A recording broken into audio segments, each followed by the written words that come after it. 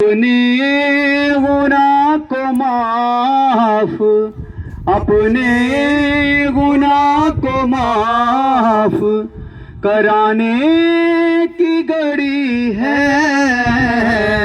आओ दुआ में हाथ उठाने की घड़ी है।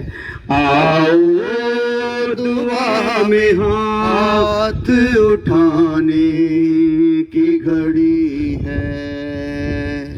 हम झूठे खुदाओं की परस्तिश नहीं करते, हम झूठे खुदाओं की परस्तिश नहीं करते। ये बात ज़माने को बताने की घड़ी है। ये बात ज़माने को बताने की घड़ी है। अपने गुनाह को माफ, अपने गुनाह को माफ कराने की घड़ी है। आओ दुआ में हाथ उठाने की घड़ी है। आओ दुआ में हाथ उठाने की घड़ी है। तो दूर हुआ रब से सदियों से बंदे, तू दूर हुआ रब से सदियों से बंदे। उस रब से तुझे आज मिलाने की घड़ी है। उस रब से तुझे आज मिलाने की घड़ी है। अपने गुनाह को माफ, अपने गुनाह को माफ कराने की घड़ी है। आओ दुआ में हाथ उठाने की घड़ी है। आओ दुआ में हाथ उठाने की घड़ी है। अपने गुनाह को माफ, अपने गुनाह को माफ कराने की घड़ी है। आओ दुआ में हाथ उठाने की घड़ी है। आओ दुआ में हाथ उठाने की घड़ी है। सो प्रभु का धन्यवाद हो। परमेश्वर आज हमसे फिर इस इलाके में बातें करने जा रहा है, तो प्रभु का धन्यवाद देते हैं। जैसे हम लोग देख रहे हैं कि अभी इस संसार में बहुत सी आफतें हैं, बहुत सी महामारियां हैं, बड़ी गड़बड़ चल रही है, बड़े लोग बेचैनी में हैं, किसी को कुछ भी अपना भविष्य जो है साफ नज़र नहीं आ रहा, और हर जगह पे दुख ही दुख है, परेशानी परेशानी है, कष्ट है। और जैसे देख रहे हैं कि कोरोना की वजह से आज संसार में कितनी बर्बादी हो रही है। अकेला हमारे देश में ही नहीं, हर जगह पे कोरोना के कारण बड़ा गड़बड़ चल रही है। लोग मरते जा रहे हैं, कई ऐसे हो गए हैं जो ना मरे हुओं में हैं ना जिंदा में हैं, ऐसी उनकी हालत चल रही है। और कोरोना हर जगह पे पहुंच रहा है, हर जगह पे लोगों को पकड़ रहा है। हमने पिछले दिनों में देखा है, खबरों में भी सुना है कि गंगा के किनारे पे कितनी लाशें ऐसे ही छोड़ दी गई, ना उनको आग नसीब हुई, ना उनको कब्र नसीब हुई। तो ऐसे ही उन लोगों को लाशें जो पड़ी रह गई और उनको जानवरों ने खाया और पंछियों ने खा लिया। तो इस प्रकार से बहुत सी बर्बादी है। ये बर्बादी का कारण क्या है? क्योंकि कलाम बताता है, परमेश्वर का वचन बताता है कि संसार जो है पाप में पड़ा हुआ है। पहले जब खुदा ने आदम को बनाया तो आदम को बनाकर जिस बाग में रखा, उस बगीचे से परमेश्वर ने कहा था कि तू हर पेड़ में से खा सकता है, फल में से खा सकता है, लेकिन जो बीच वाला पेड़ है उसमें से नहीं खाना। लेकिन इस आदम ने उस बीच वाले पेड़ में से जो फल था उसको खा लिया। परमेश्वर की जो आज्ञा थी उसको तोड़ दिया और आज्ञा तोड़ने के कारण आदम के अंदर पाप आ गया। जब पाप आ गया तो आदम को अदन की वाटिका से परमेश्वर ने बाहर निकाल दिया। और ये जैसे ही आदम को बाहर निकाला तो इसकी हालत ऐसी थी जैसे एक कीचड़ से सूअर निकलता है तो कीचड़ फैलाता जाता है।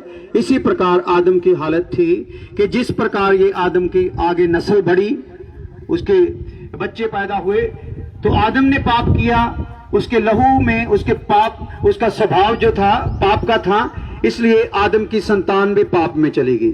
सो पाप क्या है? जैसे हम गाली निकालते हैं, गाली निकालना, वैर रखना, विरोध करना, चुगली, निंदा, ईर्ष्या, जलन, फूट, बिदते, खार, नशे, बदमस्तियां, जो भी ये करते हैं ये पाप के कारण ही सब हो रहा है। तो आज सब इंसान पाप में है, किसी भी जाति में हो, सब जगह पे इंसान पाप में जी रहा है। कितनी भक्ति कर रहा है लेकिन फिर भी पाप छोड़ नहीं रहा है। कितना जप तप करता है लेकिन पाप इसका पीछा नहीं छोड़ रहा है। तो इसके लिए वचन बताता है कि जब सारा संसार पाप में है तो इस पाप के कारण आज इंसान की ये दुर्दशा हुई है।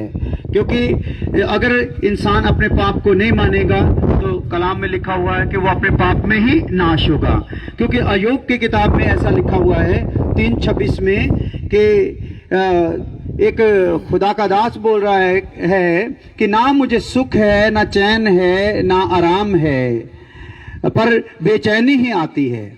आज घर घर में हम जब देखते हैं तो ऐसी हालत है, ना सुख है, ना चैन है, ना आराम है, उल्टा उनको बेचैनी ही आती है। अगर कुछ करने का सोचता है, काम बहुत बढ़िया चलता है लेकिन एंड में सारा काम खराब हो जाता है, बेचैनी ही बेचैनी आती है। लेकिन यिर्मयाह की किताब 29 अध्याय उसके 11 आयत में लिखा है कि जो परमेश्वर बोलता है वो बोलता है, मैंने तो आपके लिए अच्छी शांति की सोच सोची है, शांति की बातें सोची है। तो इसका मतलब है कि ये जो तेरा पाप है ना, इसी के कारण तुझे बेचैनी है। तू जो कुछ भी कर रहा है लेकिन तुझे शांति नहीं मिल रही, इसका मतलब तेरा पाप तुझे बेचैन करता है। और वचन में लिखा है, परमेश्वर का वचन बोलता है कि परमेश्वर का हाथ छोटा नहीं है कि बचा ना सके, उसके कान भारी नहीं है कि सुने ना, लेकिन हमारे अपराधों ने हमारे और हमारे परमेश्वर के बीच में एक जुदाई डाल दी है, एक दीवार खड़ी कर दी है। तो ये दीवार टूटना जरूरी है। इसीलिए कलाम में लिखा हुआ है कि तुम तौबा करो और मुड़ो ताकि तुम्हारे पाप मिटाए जाएं और स्वर्ग से सुख के दिन आए। आज हम सुख चाहते हैं लेकिन सुख मिलता नहीं है। पैसे में सुख ढूंढते हैं, पैसा मिल जाता है लेकिन सुख मिलता नहीं है। नौकरी में सुख ढूंढते हैं, नौकरी मिल जाती है लेकिन सुख मिलता नहीं है। शादी में सुख ढूंढते हैं, शादी हो जाती है लेकिन सुख मिलता नहीं है। औलाद में सुख ढूंढते हैं, औलाद मिल जाती है लेकिन सुख मिलता नहीं है।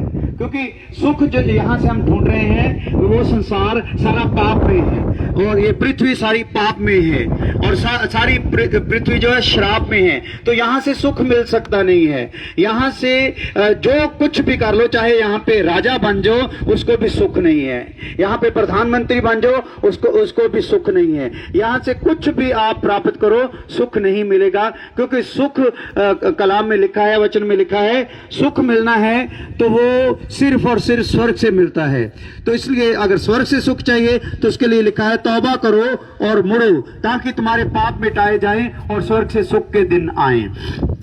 तो स्वर्ग से सुख देना चाहता है परमेश्वर, और जो भी सुख चाहता है उसके लिए वचन में लिखा है उसे नया जन्म पाना बहुत जरूरी है। नया जन्म मतलब जैसे हम अपनी माँ की कोख से पैदा होते हैं, तो माँ की कोख से जो भी इंसान पैदा होता है पाप में पैदा होता है, पाप में आगे बढ़ता है, पाप में मर जाता है। लेकिन अगर हम माँ की कोख से पैदा हुए तो पाप में पैदा हुए हैं। तो इसका मतलब हमें परमेश्वर से पैदा होना है, परमेश्वर के आत्मा से पैदा होना है, और परमेश्वर के आत्मा से वही इंसान पैदा होगा जो अपने पाप को मान लेगा।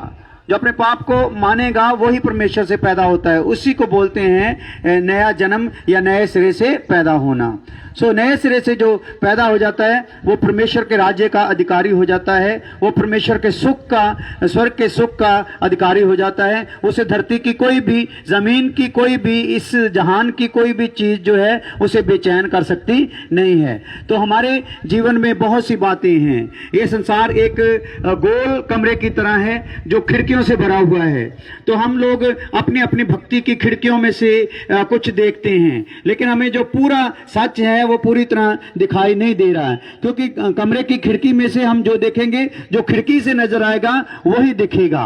जो छत के ऊपर है वो दिखाई नहीं देगा, जो कमरे के पीछे है वो दिखाई नहीं देगा। इसलिए हमारे जो भक्ति है वो एक खिड़की की तरह है। सब जमाने में हर एक जाति वालों ने, हर एक मजहब वालों ने अपनी अपनी एक खिड़की भक्ति की बना के रखी हुई है, लेकिन उस भक्ति की खिड़की में से पूरा सत्य हमें प्राप्त नहीं हो सकता। तो सत्य उसी को प्राप्त होगा जो छत पर चढ़ जाएगा। जैसे मैं अभी छत पे चढ़ा हुआ हूं तो मुझे सब घर दिखाई दे रहे हैं, सब कुछ दिखाई दे रहा है, आसमान दिखाई दे रहा है, जमीन दिखाई दे रही है, पेड़ पौधे सब कुछ दिखाई दे रहा है, आगे से दिखाई दे रहा है, पीछे से दिखाई दे रहा है, दाएं बाएं सब ओर से दिखाई दे रहा है। तो इसलिए जो खिड़की से पूरा सत्य हमें मिल नहीं सकता। खिड़की से सत्य मिलता है लेकिन एक सीमित सत्य मिलता है। लेकिन अगर हमें पूरा सत्य चाहिए तो उसके लिए हमें खिड़की से बाहर आना पड़ेगा, दरवाजा ढूंढना पड़ेगा, और दरवाजे से हम जब बाहर आएंगे तो हमें सब कुछ साफ साफ दिखाई देगा। हमें भी अभी साफ साफ दिखाई देने लगा है, क्योंकि हमने अपने पाप को हमारे परमेश्वर के सामने मान लिया और हमारी आंखें प्रभु ने खोल दी। हमें चैन नहीं है। हम रोज किसी न किसी इलाके में जाके सुबह सुबह प्रभु के वचन सुना रहे हैं, लोगों को सुसमाचार सुना रहे हैं। भाई, अभी आपको बेचैनी में जीने की जरूरत नहीं है, अभी आपको अशांति में जीने की जरूरत नहीं है, क्योंकि शांति दाता परमेश्वर ने आपके लिए सुख का रास्ता खोल दिया है, आपके लिए सुख का दरवाजा खोल दिया है। तो वचन में लिखा है, यीशु मसीह बोलता है, राह, सच्चाई और जिंदगी मैं हूं। आज इंसान जो है, जो जिस राह पे चल के परमेश्वर को पाना चाहता है, प्रभु यीशु मसीह बोलते हैं वो राह मैं हूं। जिस सच्चाई को लेकर आप परमेश्वर तक पहुंचना चाहते हैं, यीशु मसीह बोलते हैं वो सच्चाई मैं हूं।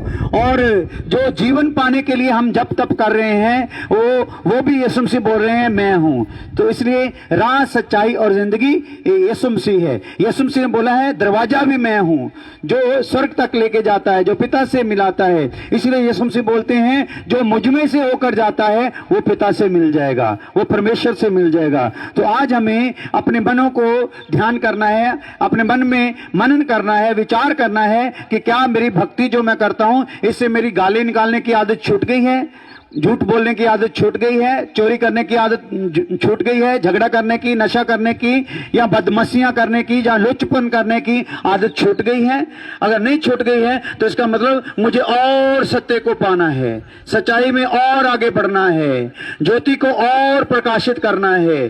तो इसलिए अगर हमें ज्योति पूरी चाहिए तो दरवाजा यीशु मसीह है, उसमें प्रवेश कर जाएंगे तो परमेश्वर हमें वो अनंत जीवन देगा जो कभी खत्म नहीं होता, वो हमें अनंत सुख देगा जो कभी खत्म नहीं होता। क्योंकि वचन में लिखा है, यीशु मसीह बोलते हैं कि दरवाजा मैं हूं, इसलिए उसमें से प्रवेश करना है।